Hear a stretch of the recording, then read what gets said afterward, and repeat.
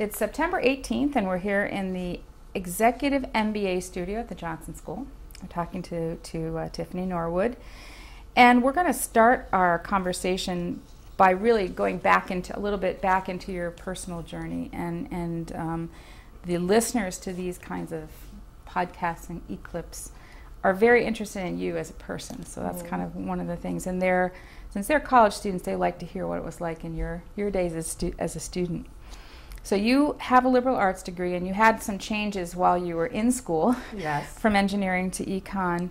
But I'm wondering what you think were the pros and cons of the degrees that you did receive, the degree that you did receive, and kind of how it prepared you for the business world. Well, I had started out at Cornell in the College of Engineering.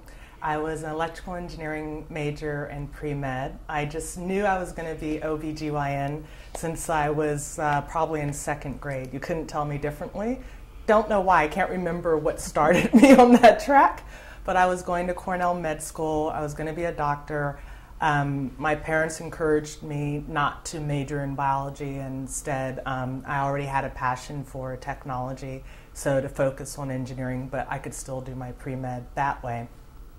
And I then, based on an internship I had that summer at Cornell Med School, realized that I didn't have the emotional fortitude nor the patience to spend all the time to become a doctor.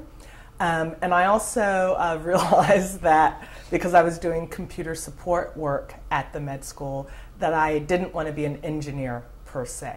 So I was very clear on what I didn't want to do.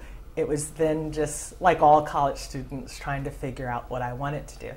And the following summer I ended up having an internship at an investment bank in London, Citicorp Investment Bank, doing settlements and risk analysis for their FRA desk, which is like a fixed income product, which is those in the banking world, follow a lot of the derivative stuffs, and it was quite hot then. And one of the things that gave me a competitive advantage with that, and even when I then eventually decided that was my calling and I wanted to transfer to the College of Arts and Sciences and get my economics degree, was that I had this technology background, and without even really thinking about it, I was constantly leveraging it. And at the time, in that context, a lot of people didn't have personal computers. Like Excel didn't really exist. It was more Lotus 1-2-3 and WordPerfect, and forget having built-in macros to do graphs and all that sort of stuff. So I would come in into Citibank with the internship that I did there, and when I was doing the risk analysis, I created these sophisticated spreadsheets to analyze their position, and it was just something that kind of come naturally because I had my engineering background, which a lot of people did not have, that sort of technology experience or background with an economics or a finance degree. And then when I graduated from college, for a bit I did, I had an entrepreneurial activity that I started in Cornell. But eventually I ended back up in finance, and one of the things that made me competitive in that market, and the bubble, we had already had a bubble burst in '87, so a lot of finance organizations were laying off people. We had our form of the credit crisis where we had interest rate mismatch, where you had loans that were these long-term loans at low rates, but then the deposits, they were paying double digits. So imagine earning 13% on your savings account. And so, the banks were in trouble then, and I ended up at this M&A shop, a mergers and acquisition shop that specialized in bank mergers. So I worked on the merger between Chemical Bank and Manufacturers Hanover, a lot of names that students today would never have heard of. And the way I was able to get involved with those, again, was that I created these sophisticated programs to analyze the banks and their businesses, and also automated the output of these programs. So, for example, there was all these databases with a lot of information on the banks. And before the company that I worked at, there would be a lot of manual processing of it, even within the spreadsheet. Like the spreadsheet would be more looking at the data versus really doing anything with it. And I had a lot of experience using SAS because I had also focused on statistics. I guess in this day and age I would have been diagnosed with ADD because I did everything. And so again, leveraging my familiarity and comfort with technology, I'd created this program that would upload the data into SAS, analyze it, do all these, regression analysis, take the output, dump it into Lotus 123, which is, I guess at some point Microsoft had acquired and made it a part of Excel. Then it would also do some analysis. I created these macros to create graphs and then dumped all of that into WordPerfect, I think it was called at the time. And that also had various macros in it so that the text would change based on which bank it was. And this would kind of run overnight because it would take hours to process because computers weren't as powerful then. And so in the morning time, I would have on my printer this full report that was personalized to the banks and their condition and the charts and whatever, and I would then give it to the partners. And I made myself extremely valuable to them because I didn't tell or show anyone how it worked until I was basically leaving. Because it was a very fickle industry and people were coming and going all the time. And our partners weren't, they were a tough group, let's put it that way. It shows the great melding too, and the sort of the merging of both the economics, understanding of the economics, and also the understanding of the technology. It's not that long ago, but so much has changed in technology since then.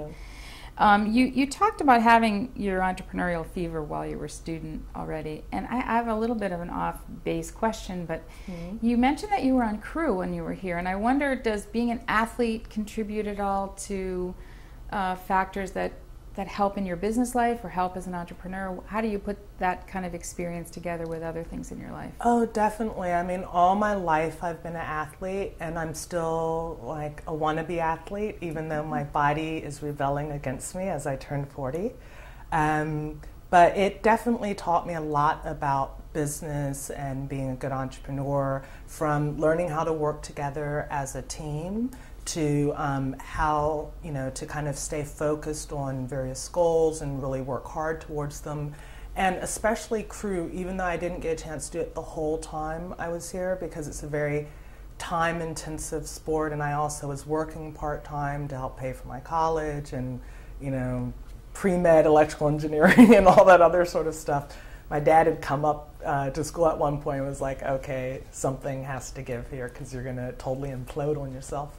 But crew, I really learned a lot from, especially, and Cornell crew, because when I'd come to Cornell, I had not rowed before. So unlike, a lot of other sports in college, typically you've done it, your whole life or half of your life before you get to college. But crew, especially back then, there wasn't very many female high school crew programs, 20-something years ago. So my sports were softball and, basketball and those types of things. And so when I got here, I don't know if you want the story about how I got involved with crew. It actually has to do with guys because Cornell has such a top training facility. And back then, I think one of the top in the world, especially with the indoor tanks and the indoor training facility. So the men's Olympic crew team was training here the summer before my freshman year. And I was also here in the summer engineering program. And they were very hot, and the girls would always talk to them in between practices. And me and I think like one of the other girls for, at the time, I was considered relatively tall for my generation, although when I tried out for crew, I realized that there were girls much taller than me around. But they had said, oh, actually you should try out for crew. It doesn't matter if you've never done it. There's not, that many high school crew programs. It's one of they gave us the whole spiel, So I tried out and, had made the team. And one thing that I realized with crew that really taught me so much about business was that if you work together as a team in sync, because if you think about it, there is no such thing as a star on a boat of 8. Like if you're off sync even by a fraction of a second, then you're basically the boat that's not going to win. And at one point I was stroke, which was the seat that was leading, the stroke of the boat.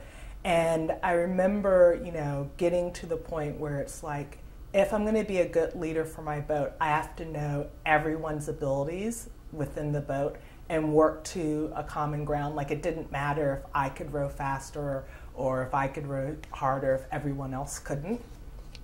And so I took that lesson especially, away with me when I went into business, and especially as an entrepreneur, because it's so tough the first 3 to 5 years, and you really do have to band together and be in sync and work together and communicate, etc.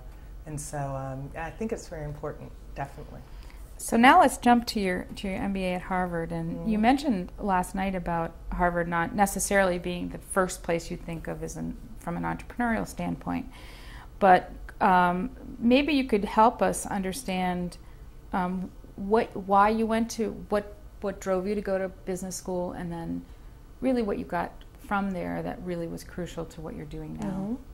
Yeah, I mean, and I'd mentioned before in my talk last night that Harvard does not have the reputation for churning out entrepreneurs, but in reality, it's a very good environment for developing entrepreneurial skills if that's what you're focused on.